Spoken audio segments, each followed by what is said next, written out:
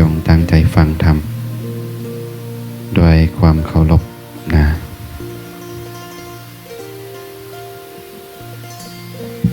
ตั้งใจใส่ใจนะเงี่ยงหูลงฟังตั้งสมาธิฟังดีๆนะพระเจ้าว่าให้ตั้งใจใส่ใจรวมเข้าไว้ด้วยจิตทั้งหมดนะเงี่ยงหูลงฟังธรรมตั้งใจว่าเพิ่นสิกล่าวเรื่องหยังให้ฟังนะเพิ่นกล่าวว่าแนวใดพระพุทธเจ้าเพิ่นบอกว่าเมื่อมีผู้นำสุตตันตะที่เป็นคำสอนของตถาคตซึ่งเป็นข้อความลึกมีความหมายซึ้งนะมีความหมายลึกซึ้งเป็นสั้นโลกุตระว่าเฉพาะเรื่องสุญญตานะเมื่อมีผู้นำสุตตันตะเหล่านั้นมากล่าวอยู่เจ้าจักฟังด้วยดีนะจะเงี่ยงหูฟังจะตั้งจิตเพื่อจะหูทั่วถึงและจักสำคัญว่าเป็นสิ่งที่ตนควรศึกษาเมียนตั้งจิตนะตั้งจิตเพื่อจะหูนะตั้งจิตเพื่อจะหูทั่วถึงแล้วสิ่งที่เพิ่นกล่าวไปเฮาจะต้องหูนะตั้งจิตเพื่อจะหูทั่วถึงและก็ให้สำคัญว่าเป็นสิ่งที่ตนควรศึกษาห้ำเฮียนนะ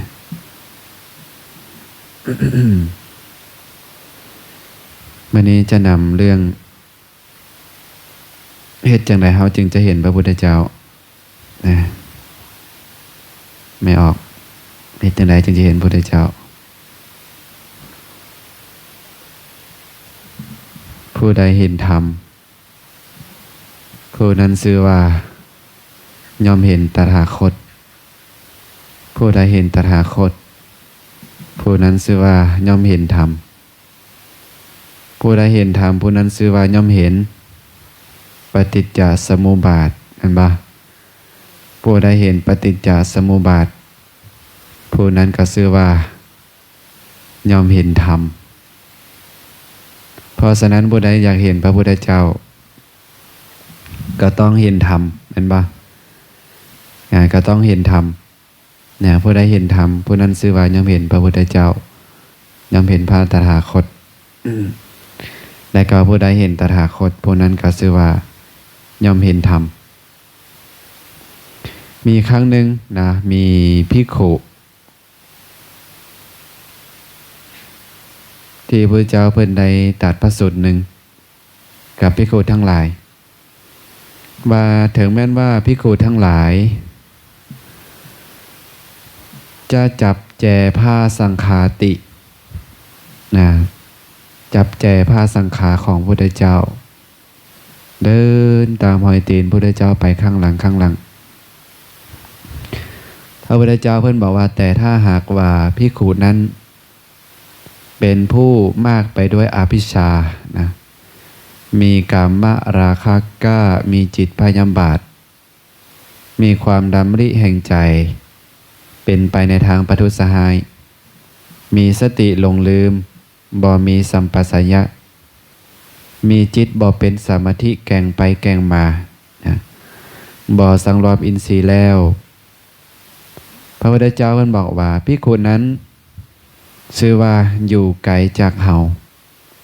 ถึงแม้ว่าเฮาก็อยู่ไกลจากภิกขุนั้นโดยแท้ข้อนั้นเพราะเหตุใดภิกขุทั้งหลายข้อนั้นเพราะเหตุว่าภิกขุนั้นบ่เห็นธรรม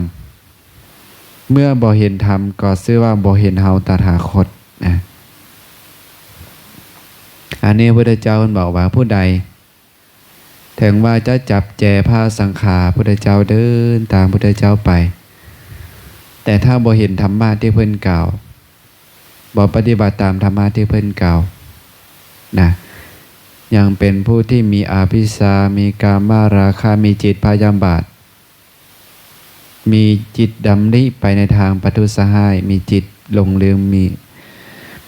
บ่มีสัมปชัญญะมีจิตบ่เป็นสมาธิแก่งไปแก่งมาบ่สำรวมอินทรีย์นะอันนี้พระเจ้าบอกว่าภิกขุนั้นก็ชื่อว่าอยู่ไกลจากพระพุทธเจ้านะ แต่ถ้าหากภิกขุใดพระพุทธเจ้าบอกว่าถึงแม้นว่าจะอยู่ห่างไกลจากเฮาต้องดังห้อยโยชน์ก็ตามแต่ถ้าภิกขุนั้นบ่มากไปด้วยอภิชฌานะบ่มีกามาราคะกาบ่มีจิตพยาบาทบ่มีความดำริแห่งใจที่เป็นไปในทางปัทุษร้ายมีสติตั้งมั่นมีสัมปชัญญะมีจิตเป็นสมาธิถึงความเป็นเอกคตาจิตนะมีจิตเป็นอารมณ์อันเดียวมีการสังรวมอินทรีย์แล้วนะภิกขุนั้นชื่อว่าอยู่ใกล้กับเฮาถึงแม้นว่าเฮาก็อยู่ใกล้กับภิกขุนั้นโดยแท้ข้อนั้นเพราะเหตุใดภิกขุทั้งหลายข้อนั้นเพราะเหตุว่าภิกขุนั้นเห็นธรรมเมื่อเห็นธรรมก็ชื่อว่าย่อมเห็นเฮาแลนะเพราะฉะนั้นถึงว่าเฮาจะอยู่ไกลจากพระพุทธเจ้าก็ตามนะแต่ถ้าหากว่าเฮาเห็นธรรมเฮาปฏิบัติตามธรรมที่พระพุทธเจ้าสอนเฮาก็ชื่อว่าอยู่ใกล้กับพระพุทธเจ้านะถึงว่าพระพุทธเจ้าก็อยู่ใกล้กับเฮานะเพราะว่าภิกขุนั้นเห็นธรรมนะเมื่อเห็นธรรมก็ชื่อว่าเห็นเฮาอันนี้ผู้ใดเห็นธรรมผู้นั้นชื่อว่าย่อมเห็นตถาคตนะผู้ใดเห็นตถาคตผู้นั้นชื่อว่าย่อมเห็นธรรมผู้ใดเห็นธรรมผู้นั้นชื่อว่าย่อมเห็นปฏิจจสมุปบาทผู้ใดเห็นปฏิจจสมุปบาทผู้นั้นชื่อว่าย่อมเห็นธรรมนะถ้าผู้ใดอยากจะเห็นพระพุทธเจ้าก็มาเห็นปฏิจจสมุปบาทนี่แหละเนาะ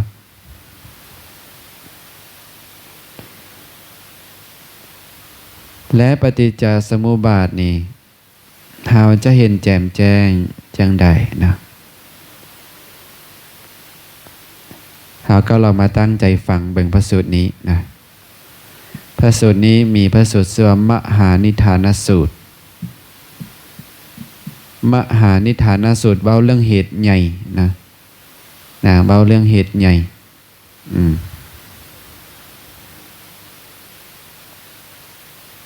พระสูตรอย่างที่จะอ่านให้ฟังในพระสูตรอย่างจำได้อยู่บ่มหานิทานสูตรนะที่หัวข้อมันดีๆเด้อนะมีครั้งหนึ่งนะพระพุทธเจ้าของเรา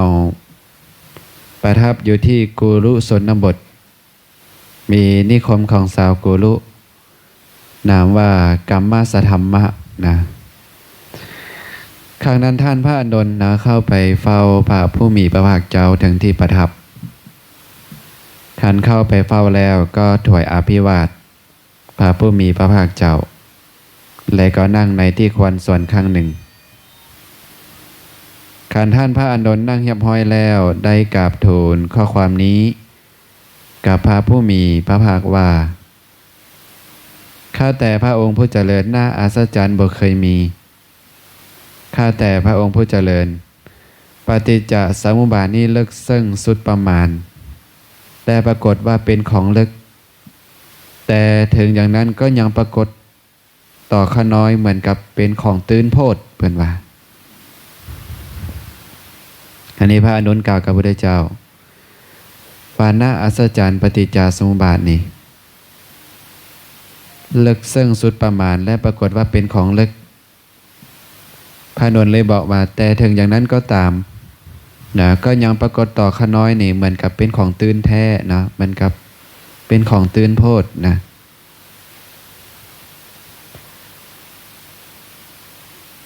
พระผู้มีพระภาคเจ้าเลยตรัสว่าเจ้าอย่ากล่าวอย่างนั้นอานนท์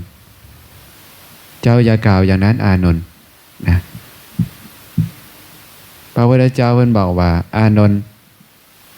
ปฏิจจสมุปบาทนี้ลึกนะลึกซึ้งสุดประมาณได้ปรากฏว่าเป็นของลึกดูก่อนอานนท์เพราะบ่ฮู้แจ้งเพราะบ่แทงตลอดซึ่งปฏิจจสมุปบาทนี้จิตของหมู่สัตว์นี้จึงยุ่งเหมือนกับกลุ่มได้ยุ่งของสร้างหูกนะซึ่งเกิดเป็นปมพันกันยุ่งเหมือนหญ้ามุงกระต่ายและหญ้าปอง จึงบ่พ้นไปจากสงสารคืออาบายทุกขติวินิบาตไปได้นี่พระพุทธเจ้าเขาบอกว่าพ่อบ่ฮู้แจ้งพ่อบ่แทงตลอดซึ่งปฏิจจสมุปบาทนี้จิตของเขาจึงยุ่งไม่ออกทั้งหลายยุ่งบ่ฮู้ตัวใดเป็นกกเป็นปลายนะยุ่งพันกันยุ่งเหมือนจังใดเหมือนกับได้ยุ่งของสร้างหูกนะซึ่งขอดเป็นปมพันกันยุ่งเหมือนหญ้ามุงกระต่ายและหญ้าปองจักหัวไปทางใดจักห่างไปทางใดนะพ่อหยังพ่อเฮาบ่ฮู้แจ้งพ่อบ่แทงตลอดซึ่งปฏิจจสมุปบาทนั่นแหละนะจึงบ่รอดพ้นไปจากสงสารคืออบายทุกขติวินิบาตไปได้พระพุทธเจ้าบอกว่าพอเฮาบ่ฮู้ปฏิจจสมุปบาทนี้ได้นะพระพุทธเจ้าเลยถามพระอานนท์ว่าอานนท์เมื่อเจ้าถูกถามว่าศาลามรณะคือความแก่และความตายนี่มีสิ่งเป็นปัจจัยบ่ในพระเจ้าบอกว่าเมื่อเจ้าถูกถามว่าศาลามรณะนี่มีสิ่งเป็นปัจจัยบ่เฮาทั้งหลายจะตอบว่าจังไดมีหรือบ่มีพระพุทธเจ้าเลยบอกให้พระอานนท์ว่าอานนท์เจ้าจงตอบว่ามีนะถ้าเขาถามว่าศาลามรณะนี่มีหยังเป็นปัจจัยเฮาสิตอบว่าจังไดความแก่และความตายนี่มีหยังเป็นปัจจัย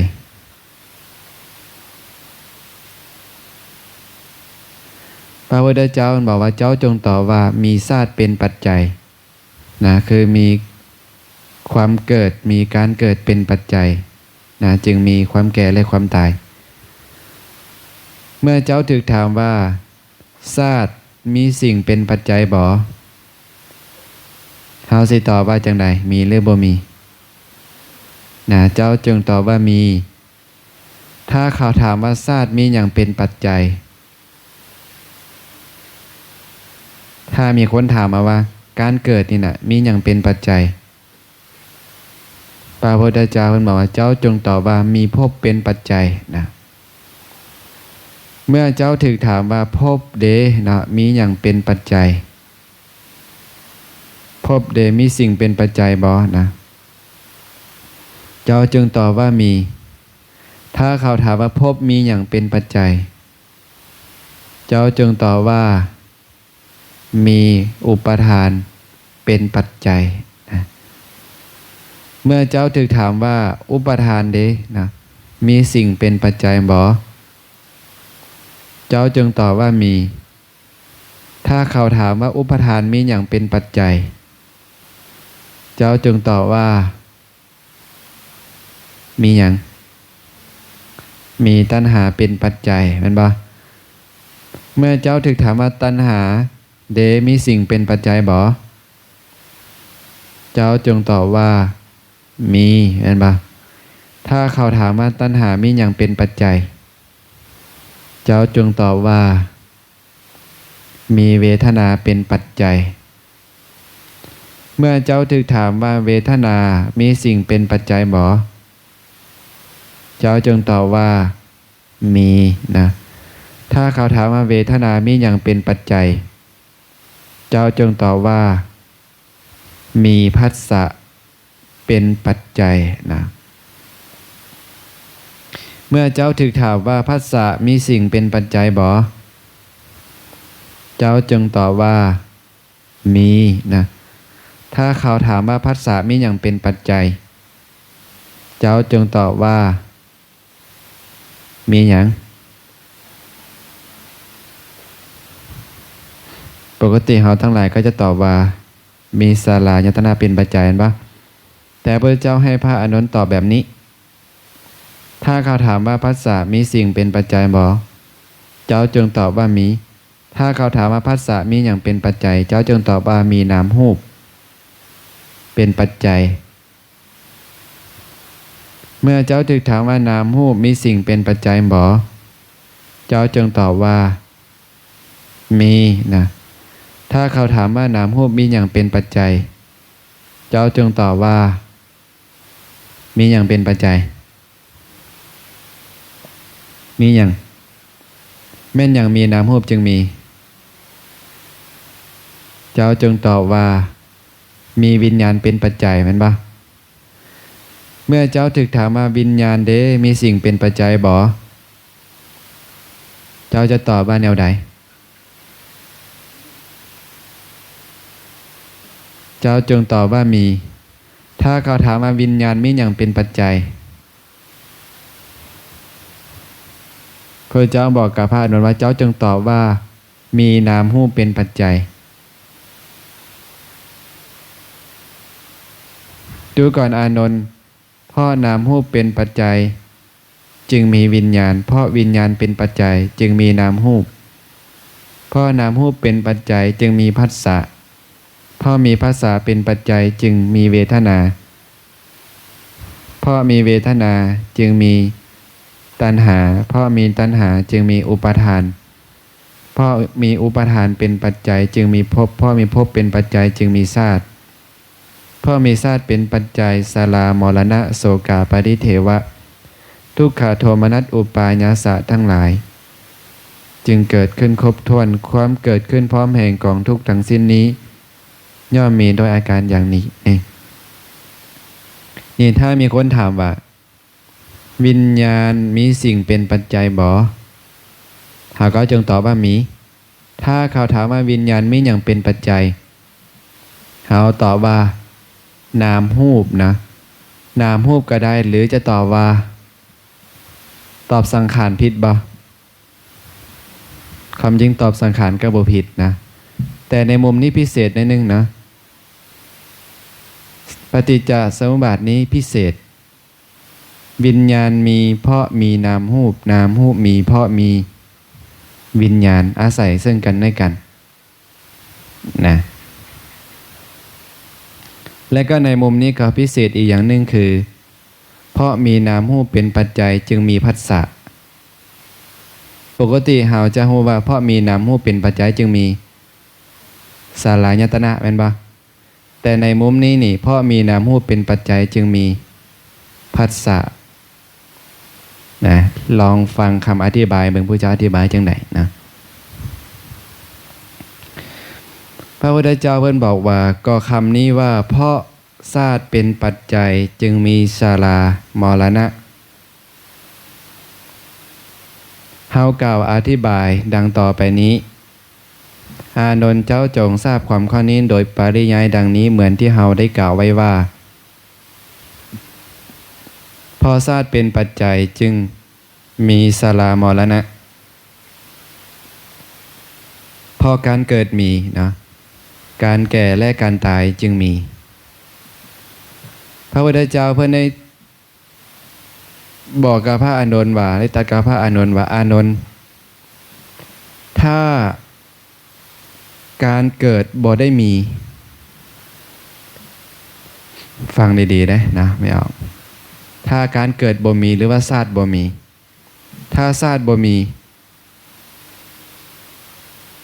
ถ้าชาติบ่ได้มีแก่ไผในภพใดๆทั่วไปทุกแห่งหนคือบ่ได้มีเพื่อความเป็นเทพแห่งพวกเทพบ่ได้มีเพื่อความเป็นคนทันแห่งพวกคนทัน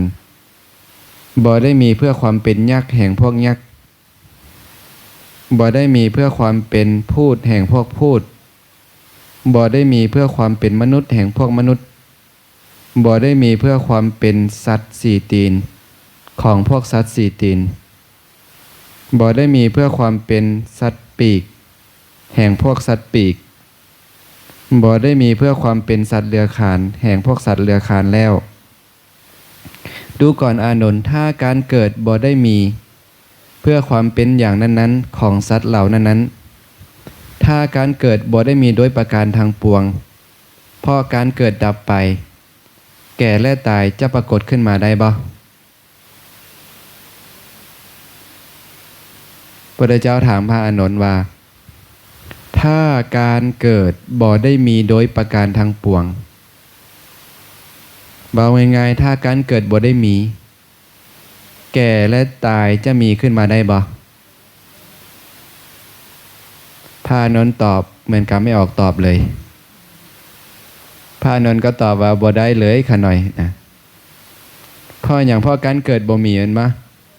แก่และตายมันจะมีได้จังใดแม่นบ่พ่ออย่างแก่และตายมาจากหยังมาจากการเกิดเป็นบ่ถ้าการเกิดบ่มีแก่และตายมันสิมีได้บ่ก็มีบ่ได้แม่นบ่พระอานนท์ก็บอกว่าบ่มีบ่ได้เลยพระองค์ผู้เจริญพระพุทธเจ้าเพิ่นอยู่บอกว่าเพราะเหตุนั่นแหละอานนท์เหตุนิทานสมุทัยปัจจัยของสลามรณะของความแก่และความตายนี่นะก็คือการเกิดนั่นเองนี่นะเหตุให้มีการแก่และการตายก็คือการเกิดนั่นเองพระเจ้าบอกแบบนี้นะ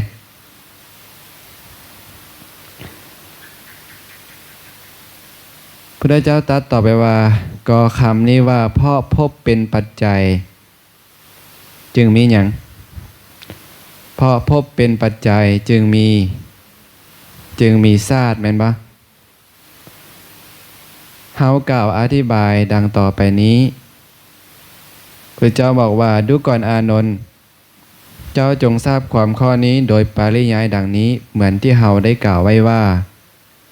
เพราะพบเป็นปัจจัยจึงมีชาติ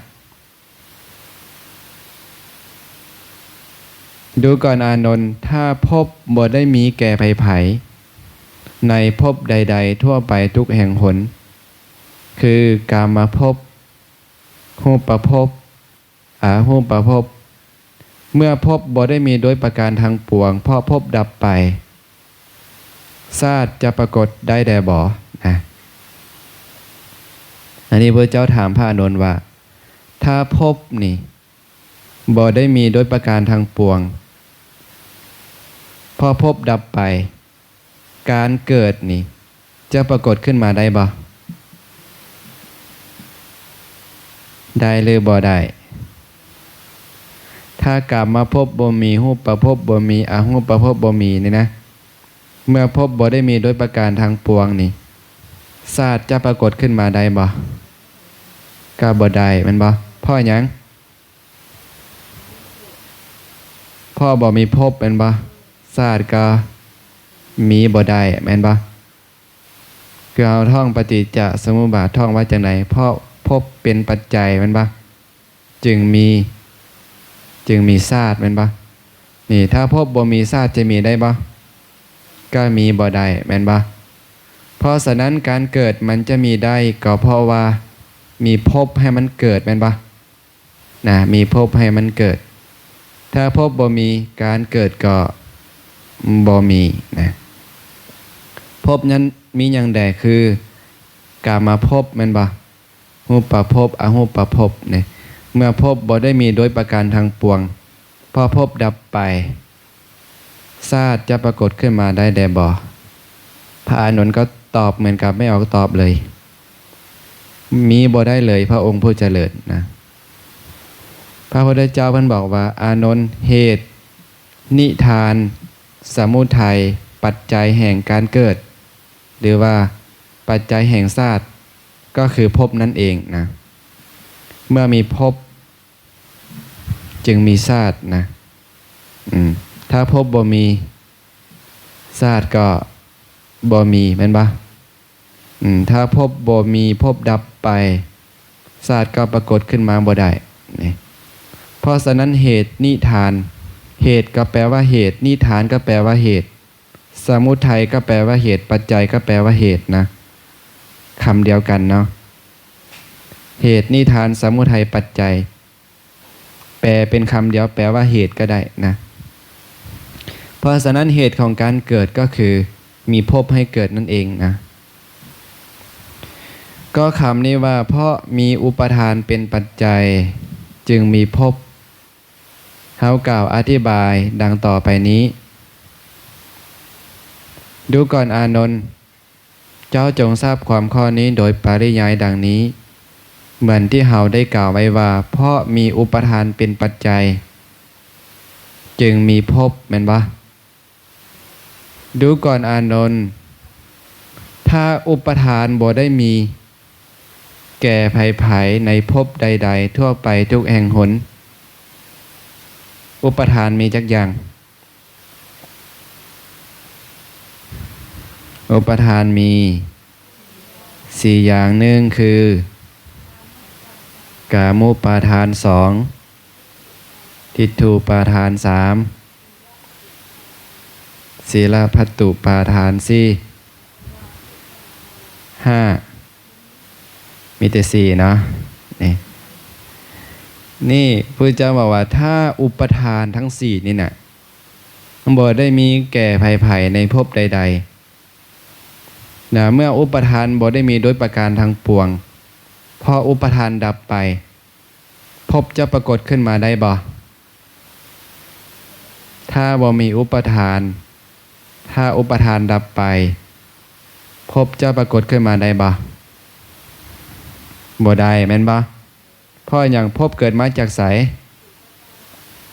เกิดมาจากอุปทานเห็นบ่เพราะมีอุปทานเป็นปัจจัยจึงมีภพแม่นบ่ถ้าอุปทานบ่มีอุปทานดับไปพระพุทธเจ้าถามว่าภพจะเกิดขึ้นมาได้บ่ภพจะปรากฏขึ้นมาได้บ่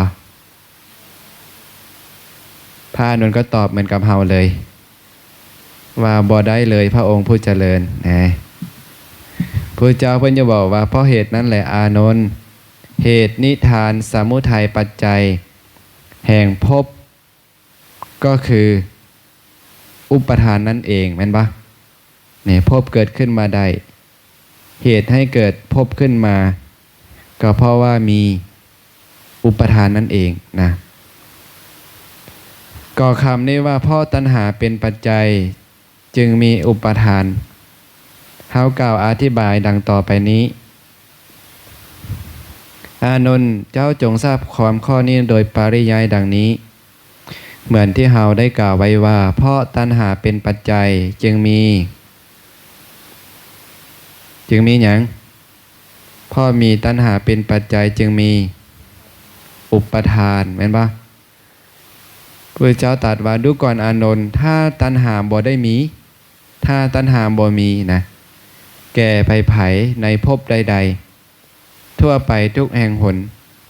คือรูปตัณหาสัทธาตัณหาขันธตัณหารัสสะตัณหาโผฏฐัพพะตัณหาธัมมาตัณหาเมื่อตัณหาบ่ได้มีโดยประการทางปวงเพราะตัณหาดับไปอุปทานจะปรากฏขึ้นมาได้บ่ไม่ออกถ้าตัณหาดับไปอุปทานก็เกิดขึ้นมาได้บ่ได้แม่นบ่พระเจ้าก็เลยถามพระอานนท์ว่าเพราะตัณหาดับไปอุปทานจะปรากฏขึ้นมาได้บ่พระอานนท์ก็ตอบว่าบ่ได้เลยพระองค์ผู้เจริญนะพระเจ้าเพิ่นจึงตรัสต่อว่าเพราะเหตุนั้นแหละอานนท์เหตุนิทานสมุทัยปัจจัยแห่งอุปทานก็คือหยังคือตัณหานั่นเองแม่นบ่พอมีตัณหาเป็นปัจจัยจึงมีอุปทานนี่ถ้าหากว่าตัณหาบ่มีอุปทานก็มีขึ้นมาบ่ได้แม่นบ่นี่ ก็คำนี้ว่าเพราะเวทนาเป็นปัจจัยจึงมีตัณหานะเฮากล่าวอธิบายไว้ดังต่อไปนี้ดูก่อนอานนท์เจ้าจงทราบความข้อนี้โดยปริยายดังนี้เหมือนที่เฮาได้กล่าวไว้ว่าเพราะเวทนาเป็นปัจจัยจึงมีตัณหาพระเจ้าตรัสว่าดูก่อนอานนท์ถ้าเวทนาบ่ได้มีถ้าบ่มีเวทนาถ้าเวทนาบ่ได้มีแก่ภัยในภพใดๆทั่วไปทุกแห่งหนคือเวทนาที่เกิดเพราะการสัมผัสทางตาเวทนาที่เกิดเพราะการสัมผัสทางหูเวทนาที่เกิดเพราะการสัมผัสทางดังเวทนาที่เกิดเพราะการสัมผัสทางลิ้นเวทนาที่เกิดเพราะการสัมผัสทางกายเวทนาที่เกิดเพราะการสัมผัสทางใจเมื่อเวทนาบ่ได้มีโดยประการทางปวงเพราะเวทนาดับไป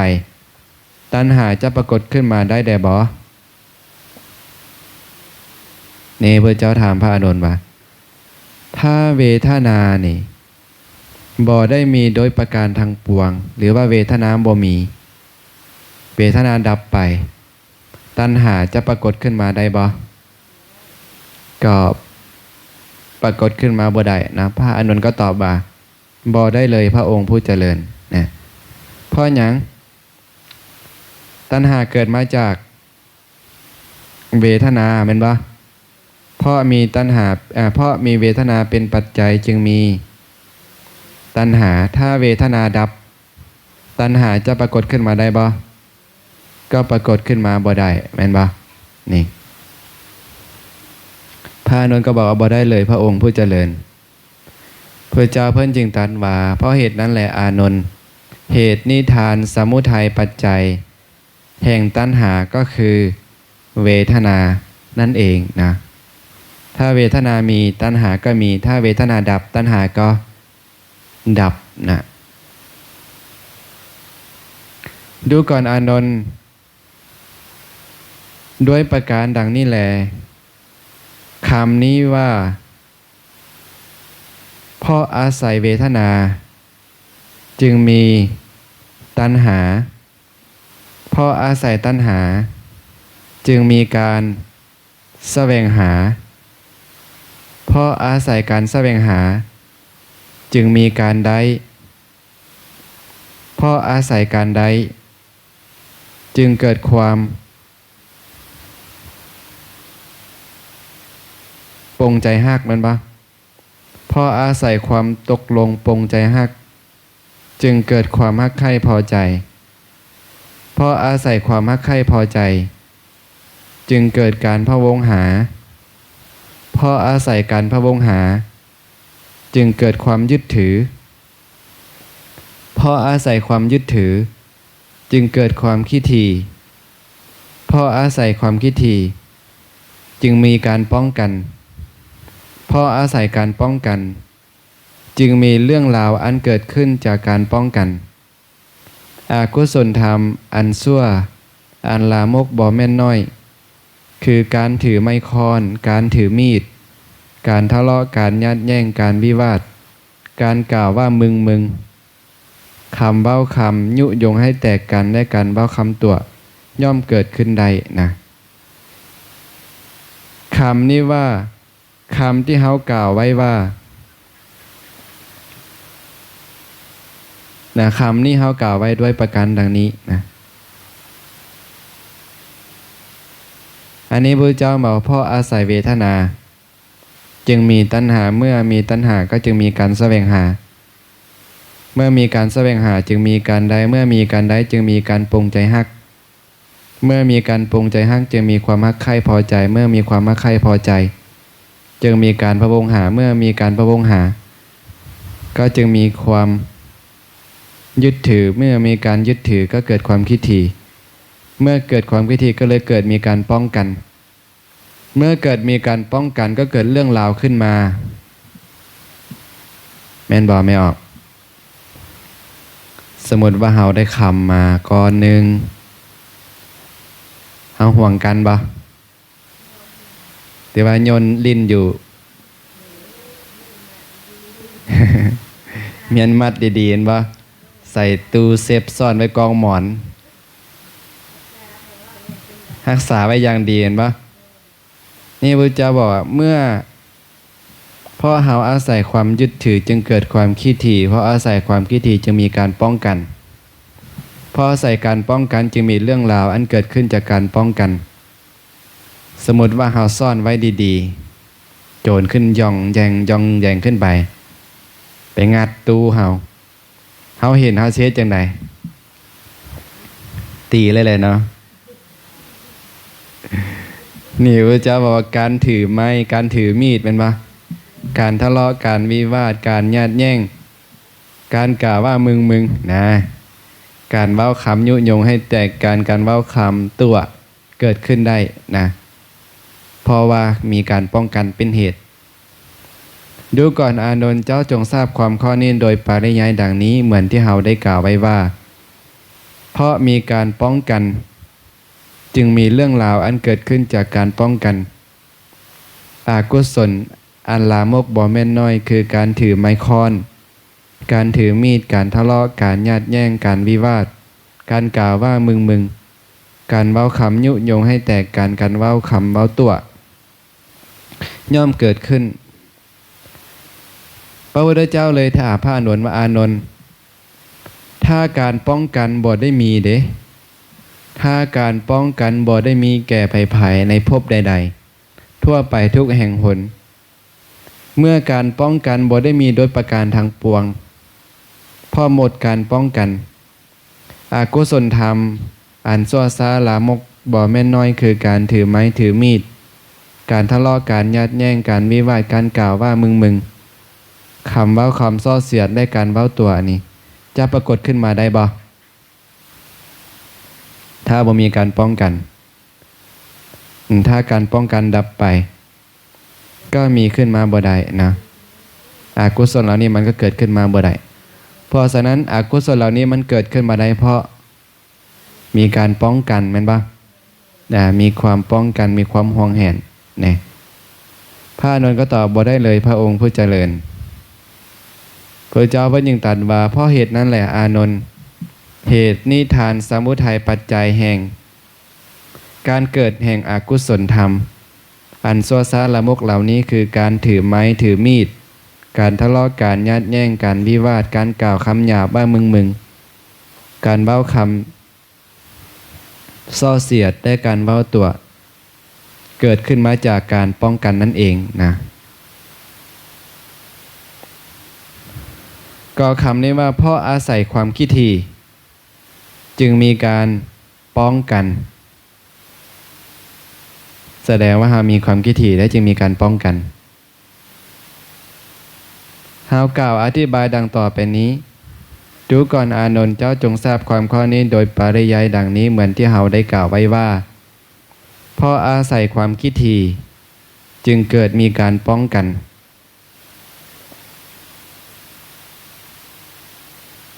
ดูก่อนอานนท์ถ้าความคิดถี่บ่ได้มีแก่ภัยในภพใดๆทั่วไปทุกแห่งหนเมื่อบ่มีความคิดถี่เมื่อความคิดถี่ดับไปโดยประการทั้งปวงพอหมดความคิดถี่การป้องกันจะปรากฏขึ้นมาได้แต่บ่ถ้าบ่มีความคิดถี่การป้องกันจะปรากฏขึ้นมาได้แต่บ่นะก็บ่ได้นะบ่ได้เลยพระองค์ผู้เจริญเพราะฉะนั้นนี่การที่เราป้องกันนี่การที่เราป้องกันรักษาคุ้มครองนี่เหตุของมันก็คือความคิดถี่ได้ไม่ออกทางไหนนะเพราะมีความคิดถี่จึงมีการป้องกันถ้าบ่มีความคิดถี่พระเจ้าบอกว่าการป้องกันนี่จะปรากฏขึ้นมาได้บ่ก็บ่ได้เลยนะพระอานนท์ก็บอกบ่ได้เลยพระองค์ผู้เจริญพระเจ้าเพิ่นจะบอกว่าเพราะเหตุนั้นแหละอานนท์เหตุนิทานสมุทัยปัจจัยของการป้องกันก็คือความคิดถี่นั่นเองนะเนี่ยเมื่อมีความคิดถี่จึงมีการป้องกันเนี่ยก็คำนี้ว่าเพราะอาศัยความยึดถือหรือว่าความจับอกจับใจนะจึงเกิดความคิดถี่เฮากล่าวอธิบายดังต่อไปนี้อานนท์เจ้าจงทราบความข้อนี้โดยปริยายดังนี้เหมือนที่เฮาได้กล่าวไว้ว่าเพราะอาศัยความยึดถือหรือว่าเพราะอาศัยความจับอกจับใจจึงเกิดความคิดถี่แม่นบอกไม่ออกส่วนเฮาได้เสื้อมาใหม่ๆนี้ถึกอกถึกใจปะได้สิ้นมาใหม่ๆแม่นปะได้เสื้อมาใหม่ๆได้ใส่คอมาใหม่ๆก็เกิดความจับอกจับใจถึกอกถึกใจเมื่อมีความถึกใจปุ๊บนี่ก็เลยเกิดความคิดถี่บ่อยากให้คนอื่นใส่นำแม่นปะเฮาสิใส่ผู้เดียวนี่เฮาสิใส่ผู้เดียวดูก่อนอานนท์ถ้าความยึดถือหรือว่าความจับอกจับใจนี่บ่ได้มีแก่ภัยในภพใดๆทั่วไปทุกแห่งหนเมื่อบ่มีความจับอกจับใจโดยประการทางปวงพอดับความจับอกจับใจได้ความคิดถี่จะปรากฏขึ้นมาได้แด่บ่ อืมก็บ่ได้เลยเนาะพระองค์ผู้เจริญนี่แต่เฮาบ่มีความจับอกจับใจบ่มีความอยากได้สิ่งใดนะเฮาก็จะบ่ป้องกันสิ่งนั้นแม่นบ่นะเฮาก็จะบ่ขี้ถี่สิ่งนั้นตัวที่เฮามีการขี้ถี่ห่วงการไว้ก็เพราะว่าเฮามีความพอใจในมันแม่นบ่มีความจับอกจับใจในมันนี่พระเจ้าเพิ่นก็เลยตรัสว่าเพราะเหตุนั้นแหละอานนท์เหตุนิทานสมุทัยปัจจัยของความขี้ถี่ก็คือความจับอกจับใจนั่นเองหรือว่าความห่วงกันนั่นเองหรือว่าความยึดถือนั่นเองนะก็คำนี้ว่าเพราะอาศัยการพะวงหาจึงมีความจับอกจับใจเฮาพอใจในสิ่งใดเฮาจับอกจับใจในสิ่งใดเฮาจะมาคิดถึงมันบ่มาคิดถึงมันได้มันบ่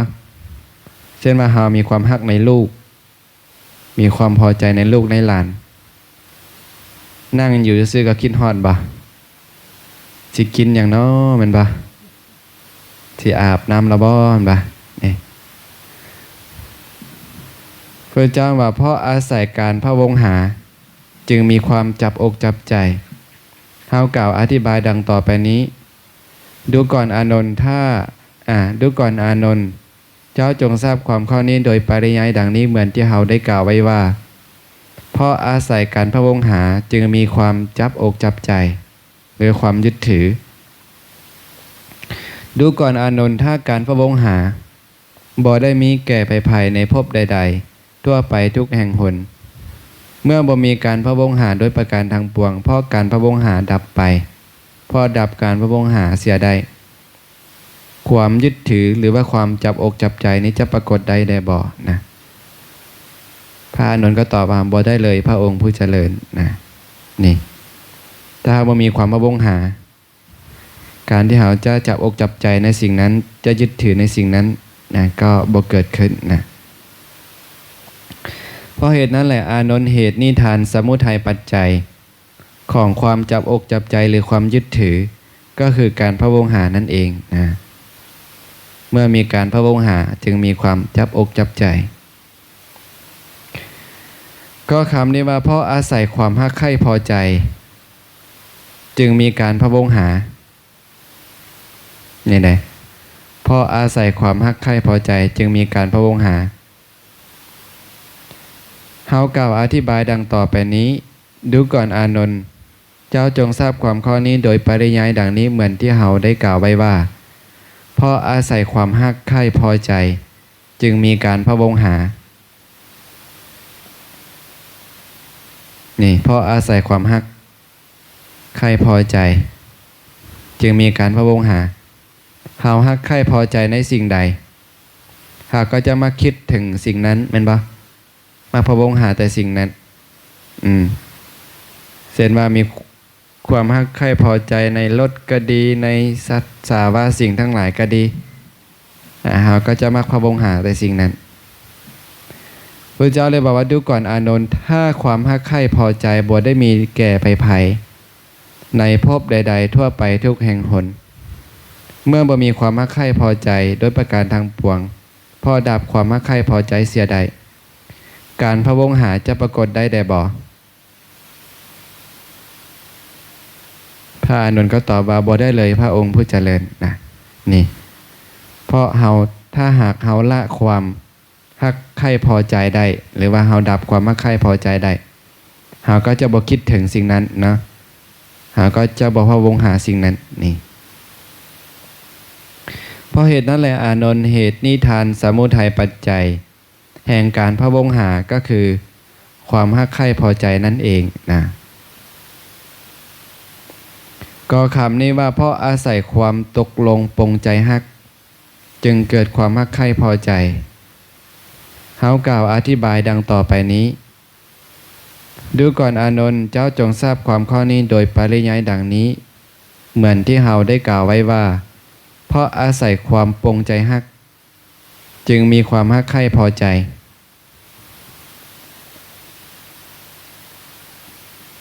ดูก่อนอานนท์ ถ้าความปรงใจฮักบ่ได้มีแก่ไปไผในภพใดๆทั่วไปทุกแห่งหนเมื่อบ่มีความปรงใจฮักโดยประการทางปวงเมื่อบ่มีความปรงใจฮักโดยประการทางปวงเพราะดับความปรงใจฮักเสียใดความฮักใคร่พอใจจะปรากฏขึ้นมาได้บ่ก็ปรากฏขึ้นมาบ่ได้นะพระอนุนก็บอกบ่ได้เลยพระองค์ผู้เจริญนี่ถ้าบ่มีบ่ปรงใจฮักในสิ่งใดนะเฮาก็จะบ่ฮักใคร่พอใจในสิ่งนั้นนะหรือว่าถ้าเฮาดับความพอใจนะความปรงใจฮักในสิ่งใดนะเพราะดับความปรงใจฮักได้ความฮักใคร่พอใจในสิ่งนั้นก็ปรากฏขึ้นมาบ่ได้นะเพราะเหตุนั้นแหละอานนท์เหตุนิทานสมุทัยปัจจัยของความฮักใคร่พอใจก็คือความปรงใจฮักนั่นเองนะเมื่อมีความปรงใจฮักจึงมีความฮักใคร่พอใจนี่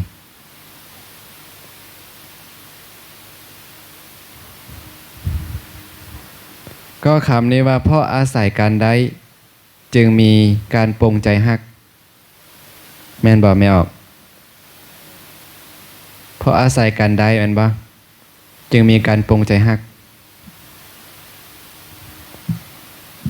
ถ้าเฮาได้รถนี่ได้รถวีโก้มาคันหนึ่งเฮาปรงใจฮักในรถวีโก้บ่ฮักเด้นะเป็นบ่นะฮักเด้นะเสร็จเศร้าเสร็จแรงได้นี่พออาศัยกันได้พระเจ้าบอกว่าจึงมีความปรงใจฮักนี่เฮากล่าวอธิบายดังต่อไปนี้อานนท์เจ้าจงทราบความข้อนี้โดยปริยายดังนี้เหมือนที่เฮาได้กล่าวไว้ว่าเพราะอาศัยการได้จึงมีการปรงใจฮักพระพุทธเจ้าเพิ่นบอกว่าดูก่อนอานนท์ถ้าการได้บ่ได้มีถ้าบ่มีการได้น่ะถ้าการได้บ่ได้มีโดยประการทางปวงหรือว่าถ้าการได้บ่ได้มีแก่ไปไผในภพใดๆทั่วไปทุกแห่งหนเมื่อบ่มีการได้โดยประการทางปวงความพอหมดการได้ความปรงใจฮักจะปรากฏขึ้นมาได้บ่ถ้าบ่มีการได้นำไม่ออกเฮาจะมีความปรงใจฮักในสิ่งนั้นบ่ก็บ่ปรงใจฮักแม่นบ่นี่เพราะฉะนั้นการได้นะจึงเป็นเหตุให้เรามีความปรงใจฮักในสิ่งนั้นพระอานนท์ก็บอกบ่ได้เลยนะพระองค์ผู้เจริญพระเจ้าเลยบอกว่าเพราะเหตุนั้นแหละอานนท์เหตุนิทานสมุทัยปัจจัยของความปรงใจฮักก็คือการได้นั่นเองนะเมื่อมีการได้จึงมีการปรงใจฮักเมื่อมีการปรงใจฮักจึงมีหยังจึงมีความฮักใคร่พอใจมันบ่เพราะมีความฮักใคร่พอใจก็จึงมีความจับอกจับใจเมื่อมีความจับอกจับใจก็เลยเกิดความคิดถี่เมื่อเกิดความคิดถี่ก็เลยเกิดการห่วงกันนี่ไล่ไป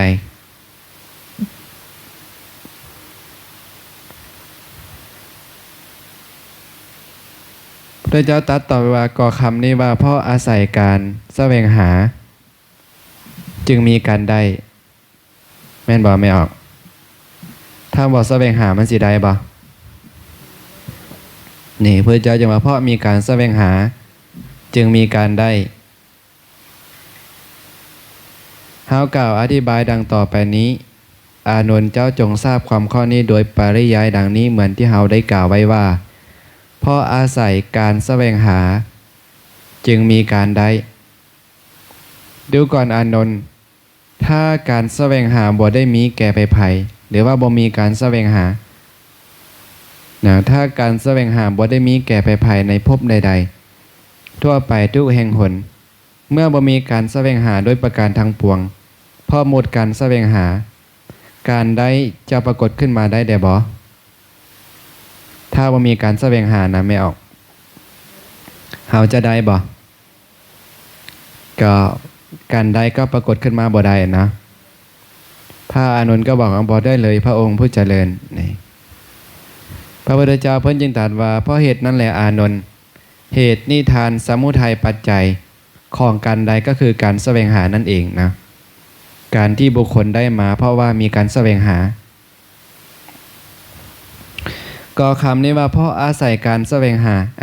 เพราะอาศัยตัณหาจึงมีการแสวงหา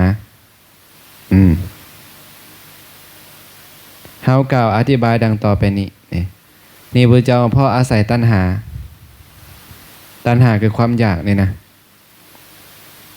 เพราะอาศัยตัณหาจึงมีการแสวงหา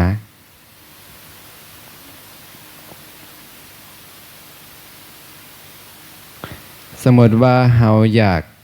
กินหน่อไม้ไม่ออกหาแสวงหาหน่อไม้บ่ เพราะอาศัยตัณหาบ่จึงมีการแสวงหาเฮากล่าวอธิบายดังต่อไปนี้ดูก่อนอานนท์เจ้าจงทราบความข้อนี้โดยปริยายดังนี้เหมือนที่เฮาได้กล่าวไว้ว่าเพราะอาศัยตัณหาจึงมีการแสวงหาพระพุทธเจ้าเลยบอกว่าดูก่อนอานนท์ถ้าตัณหาบ่มีเด้นะถ้าตัณหาบ่ได้มีแก่ไผ่ในภพใดๆทั่วไปทุกแห่งหนคือกามตัณหาภวตัณหาวิภวตัณหาเมื่อบ่มีตัณหาโดยประการทางปวงเพราะตัณหาดับไปพอดับตัณหาเสียได้การแสวงหาจะปรากฏขึ้นมาได้บ่กลับมาหาหน่อไม้อีกไม่ออกถ้าบ่อยากหน่อไม้เขาจะไปแสวงหาหน่อไม้บ่ไปนะนี่พระเจ้าบอกว่าถ้าตัณหาบ่ได้มีนี่แก่ไผ่ในภพใดๆทั่วไปทุกแห่งหนนะเมื่อตัณหาดับไปโดยประการทางปวงพอตัณหาดับไปการแสวงหาจะเกิดขึ้นมาได้บ่ก็เกิดขึ้นมาบ่ได้นะพระอานนท์ก็บอกบ่ได้เลยพระองค์ผู้เจริญเพราะเหตุนั้นแหละอานนท์เหตุนิทานสมุทัยปัจจัยของการแสวงหาก็คือตัณหานั่นเองนั่นปะตัณหาเป็นเหตุให้มีการ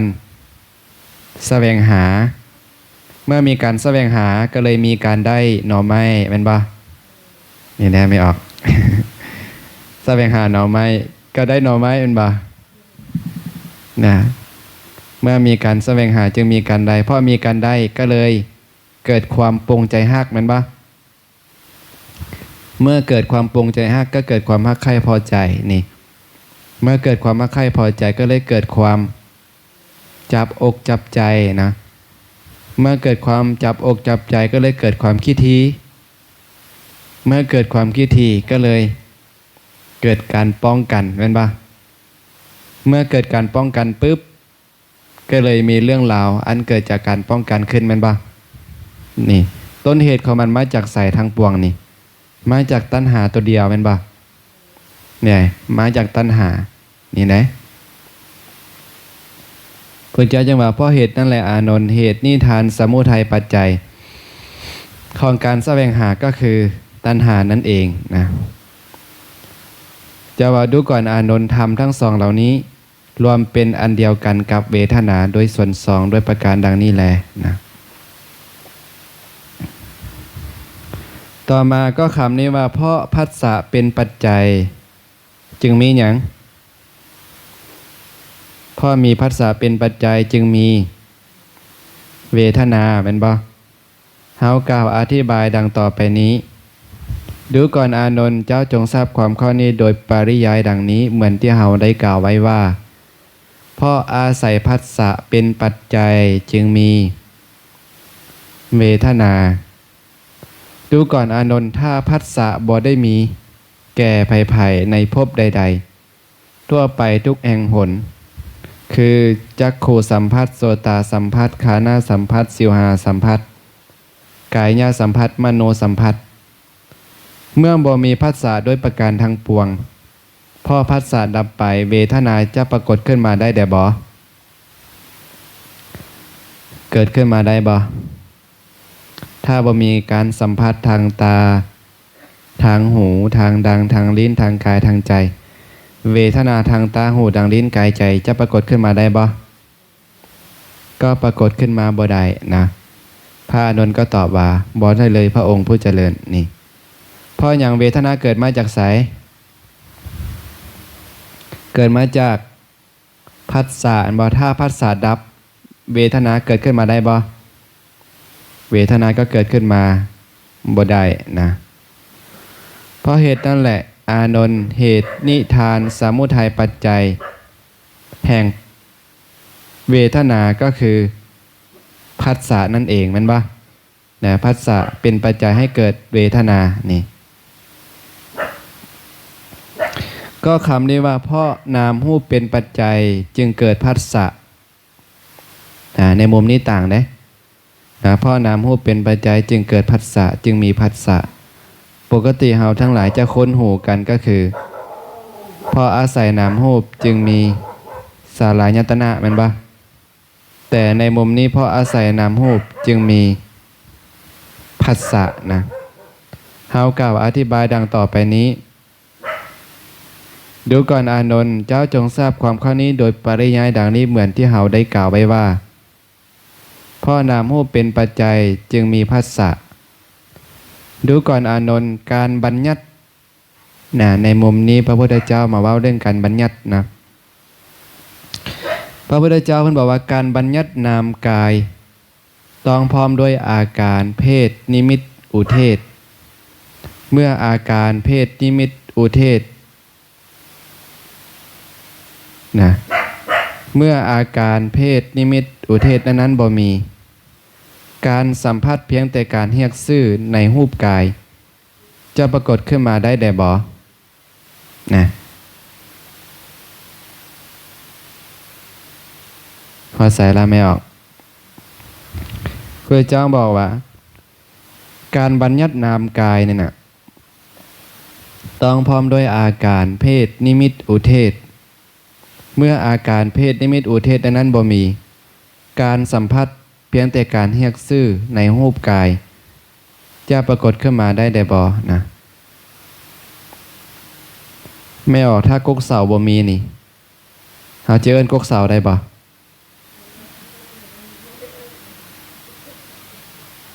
ก็เอิ้นบ่ได้แม่นบ่นี่พระพุทธเจ้าบอกการบัญญัตินามกายต้องพร้อมด้วยอาการเพศนิมิตอุเทศเมื่ออาการเพศนิมิตอุเทศนั้นบ่มีการสัมผัสเพียงแต่การเอิ้นชื่อในรูปกายจะปรากฏขึ้นมาได้บ่ก็ปรากฏขึ้นมาบ่ได้เนาะอีกอย่างนึงไม่ออกถ้าการเกิดบ่มีนะถ้าคนเกิดบ่มีจะเอิ้นชื่อเท่าดำเท่าแดงให้ได้บ่ได้มันบ่นี่ก็เอิ้นบ่ได้นะบัญญัติบ่ได้บัญญัติชื่อก็บ่ได้นะพระเจ้าตรัสต่อไปว่าดูก่อนอานนท์การบัญญัติรูปกายนะวันนี้มาว่ารูปกายต้องพร้อมด้วยอาการเพศนิมิตอุเทศเมื่ออาการเพศนิมิตอุเทศนั้นบ่มีการสัมผัสโดยการกระทบจะปรากฏในนามกายได้บ่นะนี่พระเจ้าบอกว่าถ้า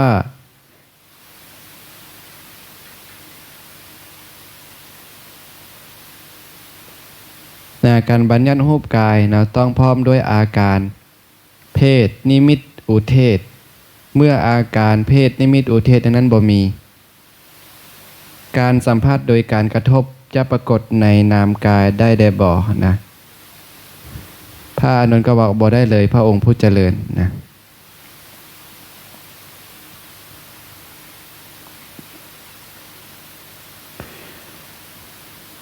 ดูก่อนอานนท์การบัญญัตินามก็ดีรูปก็ดีต้องพร้อมด้วยอาการเพศนิมิตอุเทศเมื่ออาการเพศนิมิตอุเทศนั้นบ่มีการสัมผัสเพียงแต่ชื่อก็ดีการสัมผัสโดยการกระทบก็ดีจะปรากฏขึ้นมาได้บ่นะอันนี้พระเจ้าว่าการบัญญัตินามก็ดีรูปก็ดีต้องพร้อมด้วยอาการเพศนิมิตอุเทศเมื่ออาการเพศนิมิตอุเทศนั้นบ่มีการสัมผัสโดยการเอิ้นชื่อก็ดีการสัมผัสโดยการกระทบก็ดีจะปรากฏขึ้นมาได้บ่พระอานนท์ก็ตอบบ่ได้เลยพระองค์ผู้เจริญนี่ ช่นถ้าเฮาบ่รู้สึกสุขบ่รู้สึกทุกข์บ่รู้สึกเฉยๆนี่เฮาจะบัญญัติเวทนาขึ้นมาได้บ่บัญญัติได้บ่ก็บัญญัติบ่ได้มันบ่ถ้าเฮาจำหยังบ่ได้เลยนี่เฮาจะบัญญัติสัญญาขึ้นมาได้บ่ก็บ่ได้มันบ่เพราะฉะนั้นการบัญญัตินามก็ดีรูปก็ดีการบัญญัตินามก็ดีรูปกายก็ดีต้องพร้อมด้วยอาการเพศนิมิตอุเทศถ้าอาการเพศนิมิตอุเทศนั้นบ่มีการสัมผัสโดยการเรียกชื่อก็ดีการสัมผัสโดยการกระทบก็ดีพระเจ้าถามพระอานนท์ว่าจะปรากฏขึ้นมาได้บ่พระอานนท์ก็ตอบบ่ได้เลยพระองค์ผู้เจริญนะดูก่อนอานนท์การบัญญัตินามรูปต้องพร้อมด้วยอาการเพศนิมิตอุเทศเมื่ออาการเพศนิมิตอุเทศบ่มีผัสสะจะปรากฏขึ้นมาได้บ่ในที่นี้ผัสสะเพิ่นจะกล่าวในสองมุม1ผัสสะโดยการเอิ้นชื่อและก็ผัสสะโดยการจับต้องถ้าคนบ่เกิดขึ้นมานี่จะเอิ้นชื่อได้บ่จะจับต้องได้บ่ได้แม่นบ่นี่พระเจ้าว่าการบัญญัตินามรูปต้องพร้อมด้วยอาการเพศนิมิตอุเทศเมื่ออาการเพศนิมิตอุเทศนั้นบ่มีการสัมผัสหรือว่าผัสสะจะปรากฏขึ้นมาได้บ่นะพระอานนท์ก็บอกบ่ได้เลยพระองค์ผู้เจริญนะเพราะเหตุนั้นแหละอานนท์เหตุนิทานสมุทัยปัจจัยแห่งนามรูปแห่งผัสสะก็คือนามรูปนั่นเองนะก็คำนี้ว่าเพราะวิญญาณเป็นปัจจัยจึงมีนามรูปเฮากล่าวอธิบายดังต่อไปนี้อานนท์เจ้าจงทราบความข้อนี้โดยปริยายดังนี้เหมือนที่เฮาได้กล่าวไว้ว่าเพราะวิญญาณเป็นปัจจัยจึงมีนามรูปพระพุทธเจ้าได้ถามพระอานนท์มาดูก่อนอานนท์ถ้าวิญญาณบอกก้าวลงในท้องของแม่นามรูปจะปรุงตัวขึ้นมาในท้องของแม่ได้บ่ถ้าวิญญาณบอกก้าวลงในท้องของแม่นามรูปจะปรุงตัวขึ้นมาท้องของแม่ได้บ่ก็บ่ได้เนี่ยพระอานนท์ก็บ่ได้เลยพระองค์ผู้เจริญพระเจ้าถามแต่ว่าดูก่อนอานนท์ถ้าวิญญาณก้าวลงในท้องของแม่แล้วแตกสลายไปวิญญาณแตกสลายไป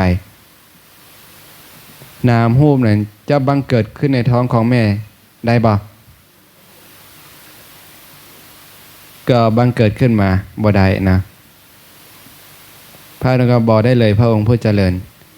ดูก่อนอานนท์ถ้าวิญญาณของเด็กหญิงหรือเด็กชายหรือของกุมมารก็ดีของกุมารีก็ดีที่ยังหนุ่มน้อยนะที่ยังน้อยอยู่นะขาดลงนะวิญญาณขาดลงนามรูปจะถึงความเจริญงอกงามไพบูลย์ขึ้นมาได้บ่ร่างกายของเด็กหญิงเด็กชายจะเจริญขึ้นมาได้บ่ถ้าบ่มีวิญญาณก็บ่ได้แม่นบ่นี่เพราะเหตุนั้นแหละอานนท์เหตุนิทานสมุทัยปัจจัยแห่งนามรูปก็คือวิญญาณนั่นเองนะเพราะฉะนั้นไม่เอาทั้งหลายร่างกายเฮาตั้งอยู่แบบนี้ได้เพราะมีวิญญาณได้แล้วการที่คนจะเกิดขึ้นมาในท้องของแม่ได้ก็ต้องมีวิญญาณนะถ้าวิญญาณแตกสลายไปคนเหล่านั้นก็บ่เกิดขึ้นนามรูปเหล่านั้นก็ปรากฏขึ้นมาบ่ได้นะก็คำนี้ว่าเพราะนามรูปเป็นปัจจัยจึงมีวิญญาณเฮากล่าวอธิบายดังต่อไปนี้ดูก่อนอานนท์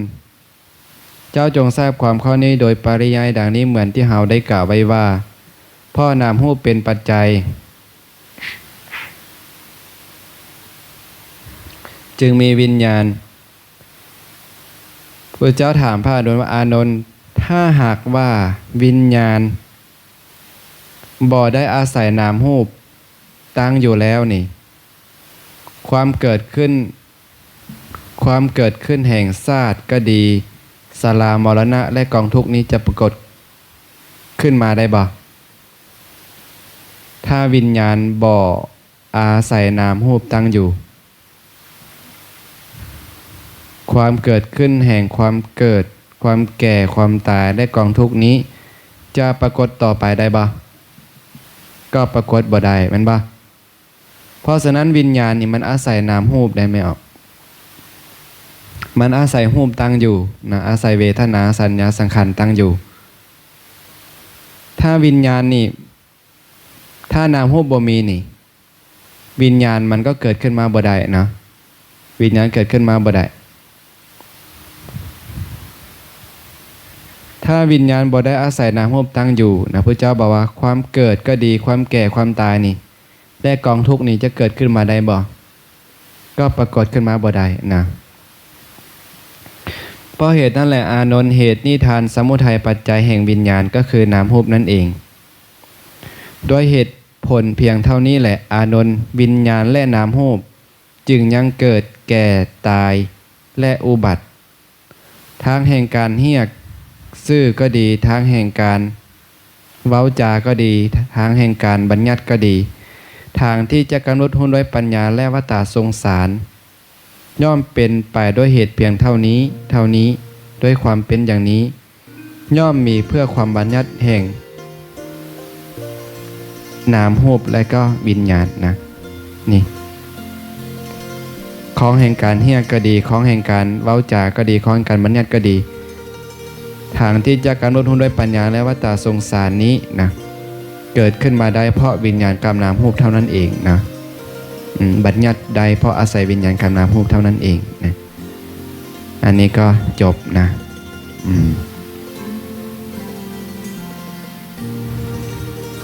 อันนี้